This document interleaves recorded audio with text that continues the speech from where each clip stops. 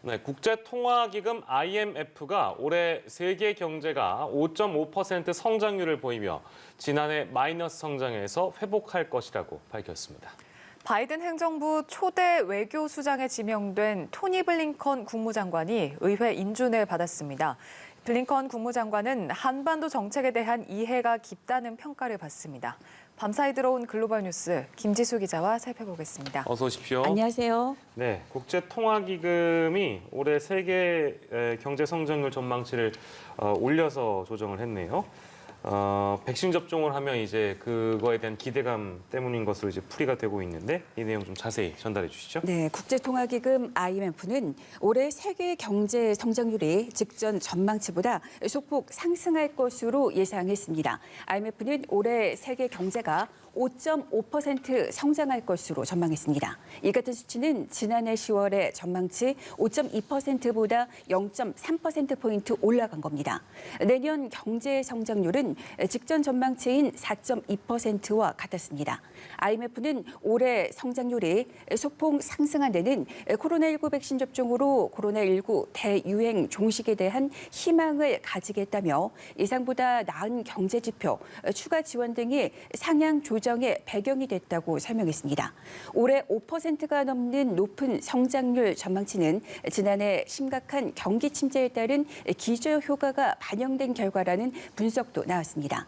워싱턴 포스트는 올해 성장과 관련해 글로벌 경제 위기인 2010년 이후 반등이 있은 다음 가장 빠른 성장의 해로 올해가 기록될 것이라고 평가했습니다. 코로나19의 직격탄을 맞은 지난해의 경우 세계 경제가 마이너스 3.5% 성장한 것으로 추산됐습니다.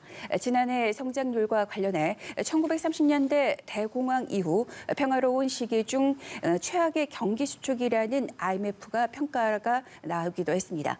지난해부터 2025년까지 총 생산은 코로나19 이전에 예측한 수치들과 비교할 때 22조 달러, 우리 돈 2경 4천조 원을 감소할 것으로 그렇게 전망을 했습니다.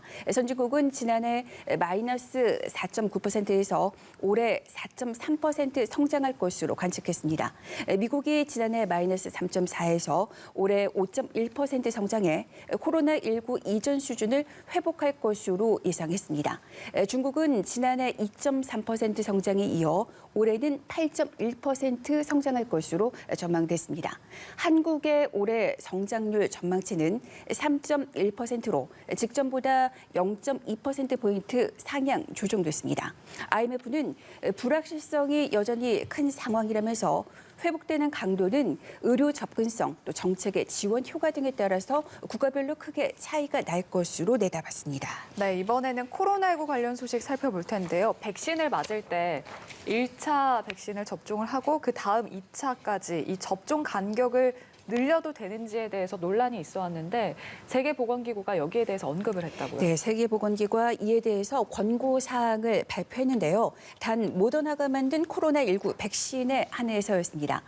WHO 자문단은 모더나 백신의 접종 간격을 예외적인 경우에 한해서 연장해도 된다고 판단했습니다. WHO는 모더나 백신의 1, 2차 접종 간격을 임상시험 당시에 시행했던 28일을 준수하는 게 최선이라고 권고하면서 그러나 예외적인 상황의 경우 2차 접종을 1차 접종 후 최대 42일까지 확대할 수 있다고 밝혔습니다.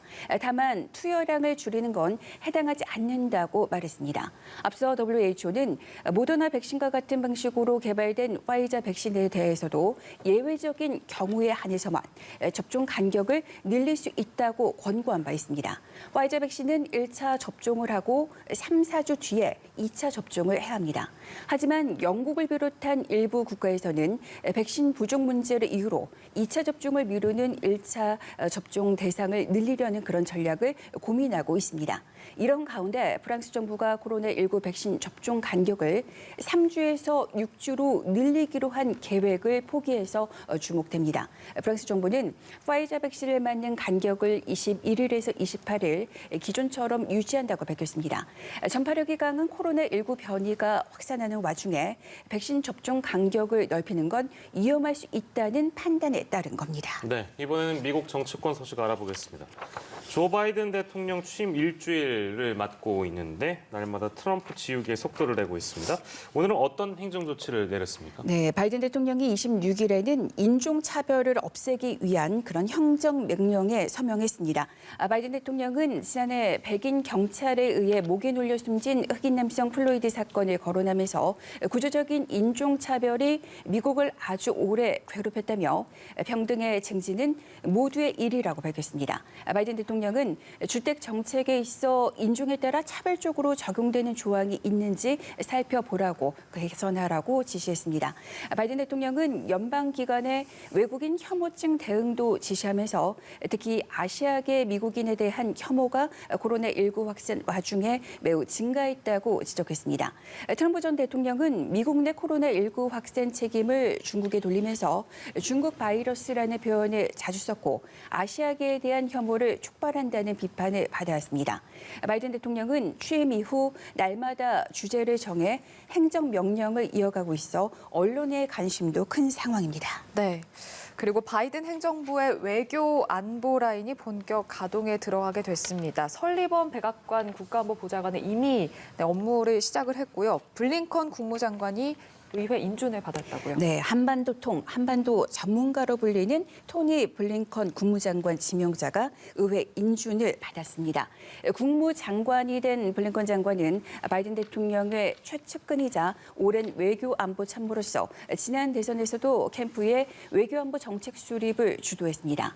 그는 오바마 행정부 당시 바이든 부통령의 국가안보보좌관에 이어 오바마 정부 2기 때는 백악관 국가안보 부보좌관을 거쳐 국무부 부장관을 지냈습니다.